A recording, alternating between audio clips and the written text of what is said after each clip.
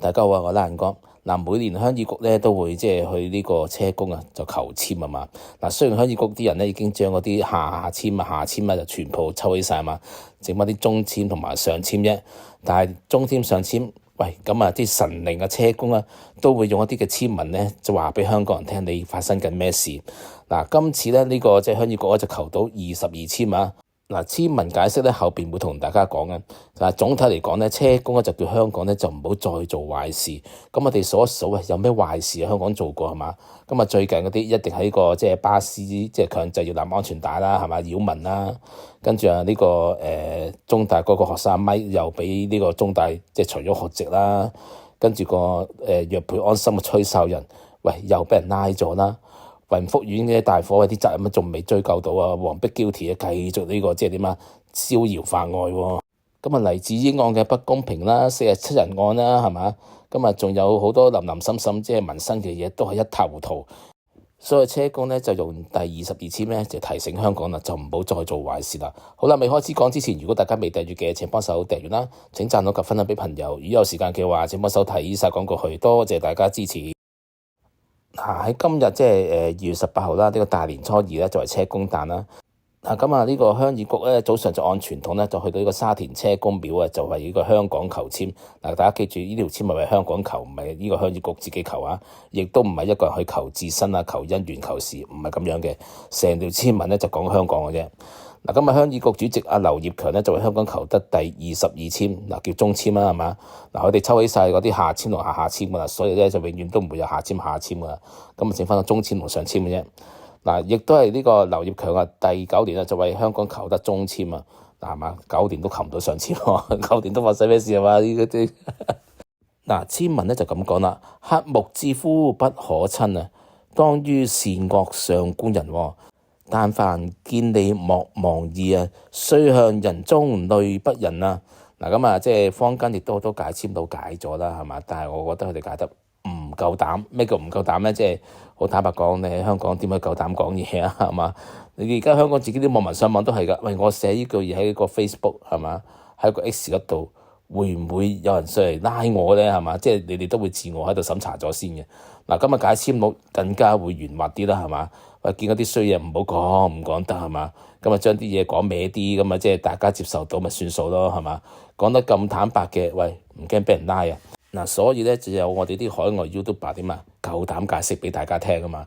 舊年你抄翻舊年阿拉嗰個解釋中晒㗎，不過就你哋自己抄啦，係嘛？舊年嗰支籤，或者得閒啦，我同大家再分享舊年嗰支籤啊！今年我哋講翻呢支籤先，第22籤。咩叫黑木之夫不可親呢？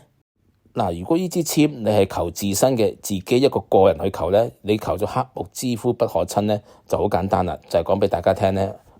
如果你有啲朋友好呆板啊，冇情義啊，又唔識呢個人情世故啊，呢啲人咧就唔好親近。係求自身就咁樣嘅。但我都同大家一開頭講啦，呢支籤唔係求自身啊。係同香港講，求俾香港個，就唔可以用一個自身個人嘅一個理解去解釋呢個第一段嗰個籤文嘅。好啦，如果唔係一個人去理解嘅時候，係用一個地方去理解嘅時候，就會係點講啊？為咩叫黑木之夫不可親？你香港咪實行啲嘢出嚟係嘛？譬如早前我都講啦，呢個強制呢個戴安全帶咪擾民啊，垃圾袋係咪擾民啊？呢啲政策咪黑木之夫咯，係嘛？又刻薄又成係嘛？呢啲就唔好搞啦，係嘛？咁仲有早前你又拉咗嗰個約培安心嗰個阿鄭同學啦，係嘛？阿咪又冇書讀啦，呢啲都係點啊？都刻薄寡恩㗎喎，係嘛？呢啲你又做埋出嚟，又更加唔可以做啦。講埋呢個黎智英案啊、47人案呢啲，呢啲真係莫須有嘅政治罪係嘛？就唔好再做啦。車公都叫佢哋唔好再搞啲咁嘅嘢出嚟。大家都叫諸葛亮喺出師表都叫劉禪點啊？要親呢個賢臣啊，遠呢個小人啊嘛。其實香港一模一樣嘅啫，係嘛？呢啲咁嘅刻薄寡恩嘅政策咧，就唔好再頒布出嚟啦。好啦，到第二句啦，當於善惡上觀人。第二句如果係你個人求一個自身嘅咧，好簡單係嘛？你擇有個標準咧，就應該咧就喺善惡上咧去睇呢個人係嘛，就唔好俾表面咧就迷惑咗啦。究竟呢個人係忠係奸咧？其實你同佢相處得耐咧，你都會感覺到呢個人係忠定奸嘅。但香港又唔係咁睇到喎。香港嘅地方，第二句又點解咧？佢意思咧，即係你去即係判一單案，或者你去處理一件事咧，其實就好簡單啫。喂，你呢件事做咗出嚟，係咪可以利民啊？係嘛，即係方便到啲人民，或者人民有得益係嘛？嗱，所以我又講翻呢個巴士攬安全帶出嚟。你呢啲咁嘅擾民嘅政策係嘛？咁啊，即係大家都發覺喂好離晒譜啊嘛。啊，點知更加離譜咧？就全個阿寬衣解帶啦。阿江玉歡同大家講啦，喂，呢條法例只係適用啲新車嘅啫。基本上而家香港所有巴士都未有即係受影響喎嘛，唔需要咁做喎。原來政府啊，包括啲執法啊、即係立法啊、司法嗰啲部門啲嘛，做嘢個態度都係童子軍跳彈床嘛，是鳩彈彈嘅啫係嘛。嗱，所以車工都叫即係你呢啲咁嘅當權者啊嘛，香港嘅話事人啊，做嘢咧就要善惡上官人啊，就要做啲嘅利民嘅設施出嚟，就唔好喺度即係擾民係嘛。咁啊，一單案應該係點睇咧？就係邊個善邊個惡，其實大家就好容易觀察到啦，係嘛？好啦，第三句啦，但凡見利莫忘義啊！嗱，呢句都好容易解啦。如果喺個人嘅自身嚟講咧，就係如果見到一啲嘅利益嘅事情咧，就唔好因為貪心啊而忘記道義啊，要堅守正道啦，唔可以因利咧而損害嘅他人係嘛。但係如果站喺香港嚟講，就係批評嗰啲小粉紅同埋嗰啲藍絲啊。就唔好見利忘義喎，因為每一個人心中都有個良心噶嘛，大家就唔好揞住良心咧去做嘢啦。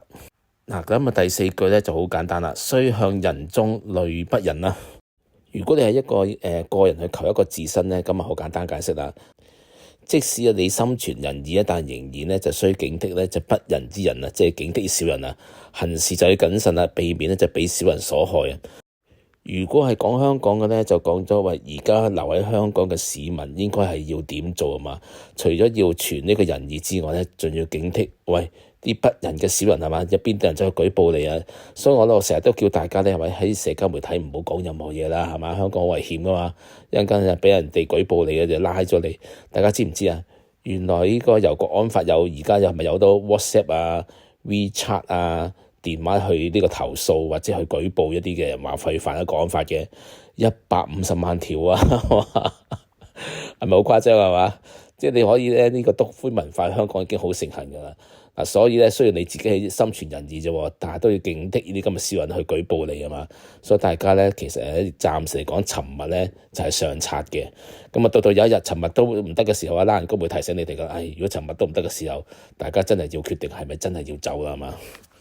嗱，點都好啦，今日車公第22籤就同大家解咗噶啦，咁啊應該即係都幾準下呢個車公咁啊，應該知道香港人而家係需要啲咩，亦都係擔憂啲咩係嘛，咁啊即係就唔好聽香港嗰啲咩解籤佬亂噏白粉亂急係嘛，即係佢哋唔係未必唔知，而佢哋係唔敢講係嘛，咁啊揾啲第二啲嘢講咗算數啦，咁啊點都好啦，咁啊每個人解籤都有唔同嘅，咁啊唔知觀眾們你哋同唔同意拉人嗰個解釋啦？好啦，今日時間差唔多啦，多謝大家收聽同埋收睇，拜拜。